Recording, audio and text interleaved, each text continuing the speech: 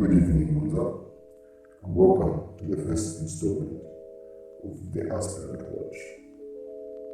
What happens when student voices turn into a movement, but the movement starts questioning itself?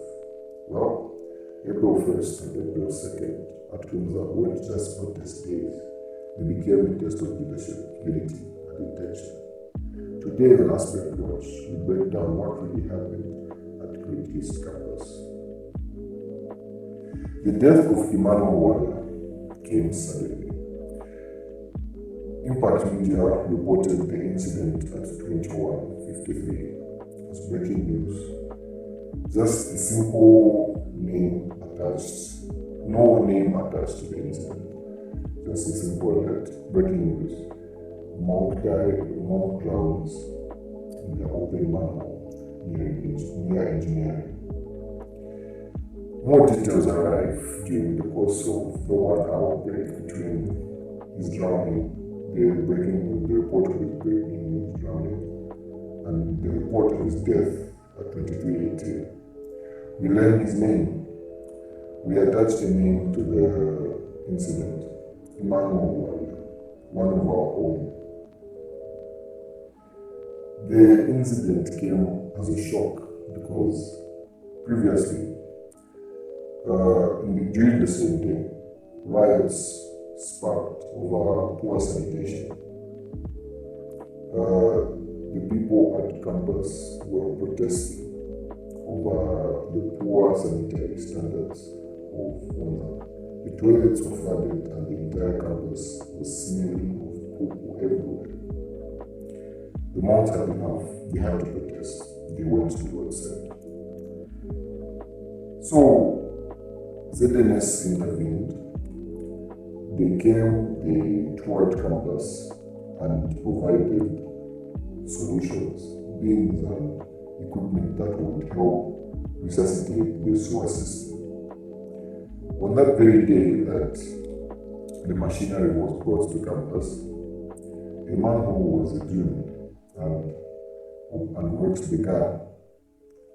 The people working at the site left for a minute and the unfortunate event happened. Emmanuel Walla had died.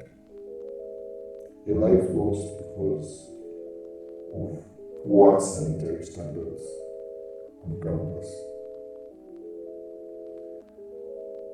Students reacted with outrage over poor sanitation and the unsafe infrastructure. Protests erupted at 23:30. Where students from all over campus mobilized and took it to the roadside.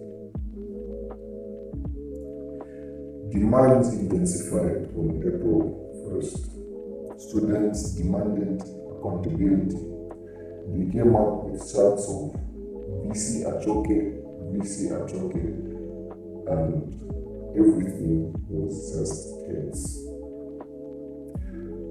But what started as a safety protest quickly evolved into a full political storm.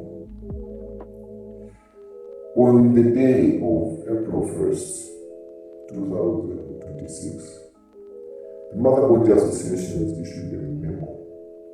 They demanded for the resignation of the Zasu president, the vice president, and the secretary general. They, on grounds of, they claimed that they failed to represent the students' interest. Leadership pressure rises. Students are now questioning student union leadership itself. So, what do aspirants take what role do aspirants take in all of this? Why are we talking about this Aspirant Watch? Initially, aspirants support removing all three leaders. They say all three leaders are not representing UNZA, the UNZA student populace, according to the way that they're supposed to be representing. They take the critical role in all of this. They criticize, all three of them. But midday, As the riots are going on April 1st, you can see a certain shift in tone as the president is among the crowd, while the Mozambique vice president is missing. So students start taking support, they start supporting the president. They say the VP and the Secretary General are not doing their job. This is evident as we were at the graduation square. We saw, and we do not know whether that was an April Fool's prank or it was something used to calm down the crowd, but the barrister was, I would like to say, jokingly sworn as vice president when everyone was there, and an honorable that took it upon himself to swear in the barrister. I think the move was welcomed because the barrister was the one who was beside the president, supporting the president and making sure that everything ran smoothly, acting like the vice president on that day. I think that's why a lot of people were in support of that. It was a riot. There were a lot of emotions flying left, right, and center. Some aspirants were in the crowd. None of which I'm going to mention, because we are not sure whether these individuals are aspirants or not aspirants. But they were in the crowd. Some of them took from the critical role of criticizing all three to now supporting the Mozambique vice president, saying our leadership is quite alright, it's quite alright. Of which, yes, maybe we cannot call it ukwakaba behaviour, because you will see the person is working. So maybe your presumption at first has been dealt with. So you see him in a new light. So we cannot call it ukwakaba behaviour just there from that basis alone. But the vice president was still under fire, and the secretary general was under fire. We remember the secretary general coming to the podium where the barrister was talking about, and him almost being chased away to the secretary general until the barrister said the podium so that he can give the announcement that the VC was coming to address the audience very soon. So we cannot really call it ukwakaba behavior from that point per se, but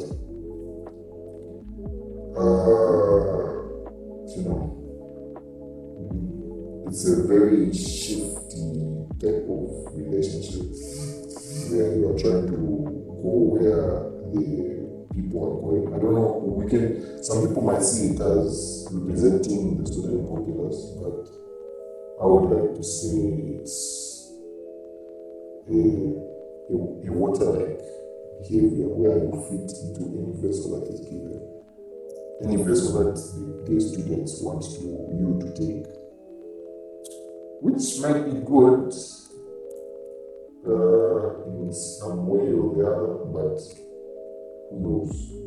We're here to analyze, so we'll continue analyzing. It's too early to start character profiling, so it's too early to say whether it's ukwakaba behavior. But now let's move to the position. April 1st was a day where a lot of aspirants, or I wouldn't say aspirants just yet, because they are unconfirmed. A lot of people tried to make viral moments. Some viral moments that are worthy of note are the standing on the police unit of two individuals, namely the most notable of which was Mzalumumba, with a very bold and striking statement where he did his signature Lumumba pose. I don't know whether anyone knows who Lumumba was, but Lumumba was the first president of Congo. And that pose that he did, that is famous for, is something that he used to do a lot, especially when he was visiting, because he was the first president, the first prime minister of Congo. So that we used to wave a lot to people, and it was a sign of freedom, it was a sign of dignity. And that pose in Congo up to now is still seen as a sign of fight against oppression. So I think that viral moment was, well, I think that is my, not even one of my favorite, that is my favorite viral moment of, I know it's weird saying viral moment in a protest, like it's an event of some sort, which it wasn't very,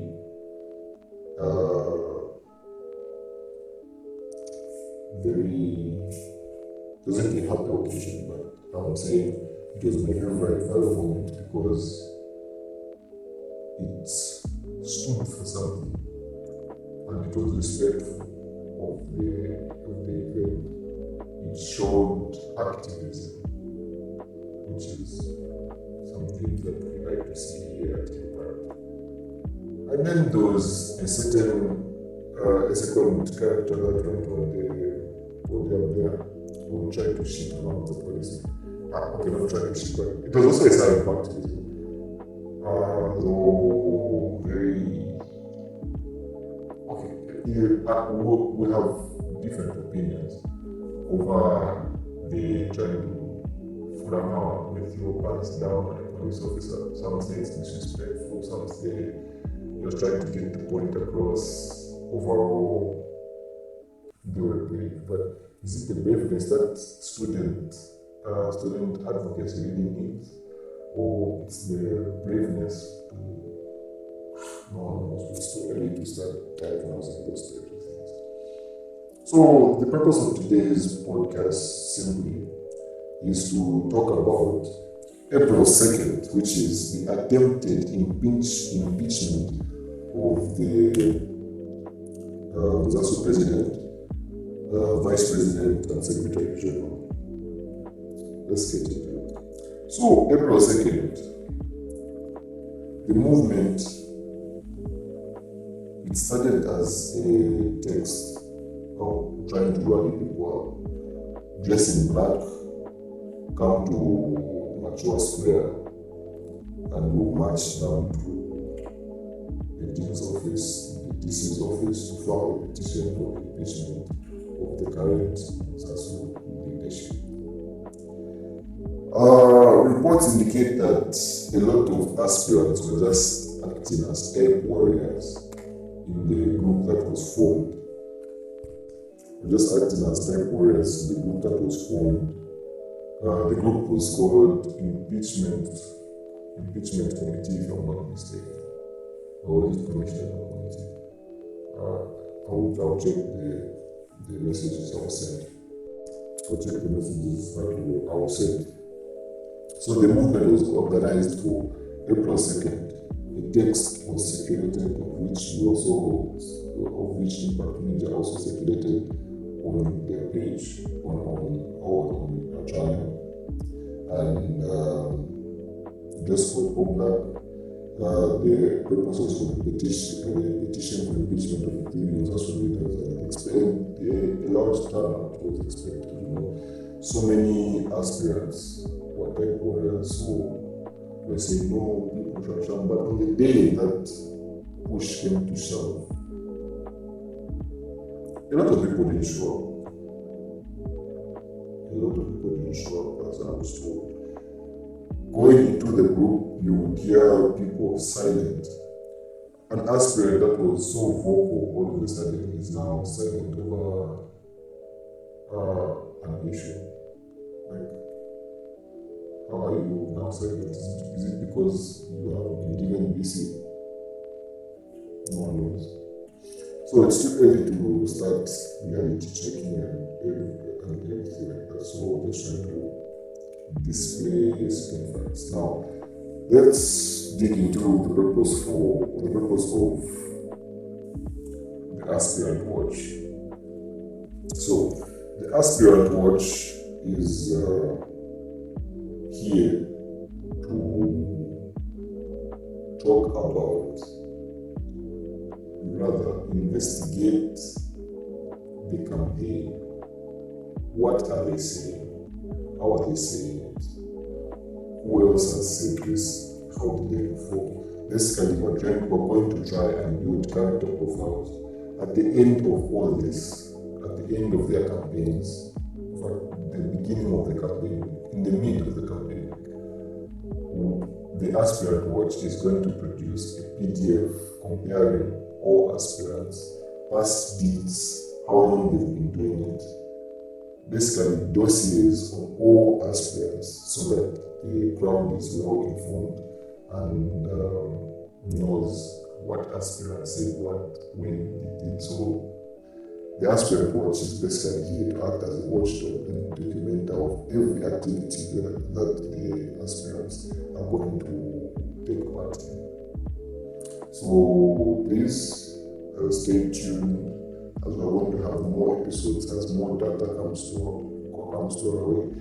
This is not a weekly or bi-weekly thing. It's going to be when we have something to talk about. So I know the first episode we just covered basic things that happened on April 1st and April 2nd. But as we go on, we are going to now start touching names and actions, and now making character profiles, so that you know the type of people that are vying for your vote, what they are doing in their vying for your votes, who the people they are interacting with, and their allegiance. So thank you for paying attention, for listening to the Aspirant Watch, and we look forward to hearing